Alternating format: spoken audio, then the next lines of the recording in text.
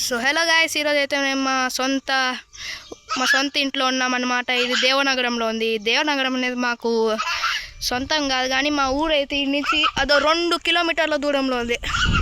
ఇదైతే మా సొంత ఇల్లు అనమాట. ఇప్పుడు పోయి పక్కన ఇంట్లో చూపిస్తాను. మా తమ్ముడు చూడండి, ఒక చీమని పట్టుకొని ఎట్ట తిడుతున్నాడు, అయ్యయ్యా అయ్యయ్యా అని. ఇప్పుడు మనం పక్కన ఇంట్లో చూడబోతున్నాం. ఇదే మా పక్కన ఇల్లు అనమాట. ఈ నుంచి మా ఇంటి పక్కన ఒకటే ఒక ఇల్లు ఉంది. సో ఆడైతే ఒక షాప్ ఉందన్నమాట. షాపు ఆడ ముంగల రైల్వే స్టేషను.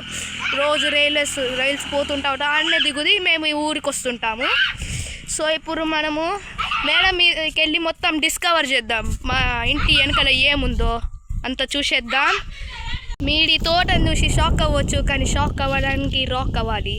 సో ఇదే మా తోటేం కాదు, ఇది మా ఇంటి వెనకాల ఉంది. అదిగో మా తోట ఆడ ఉంటుంది దాని పక్కన.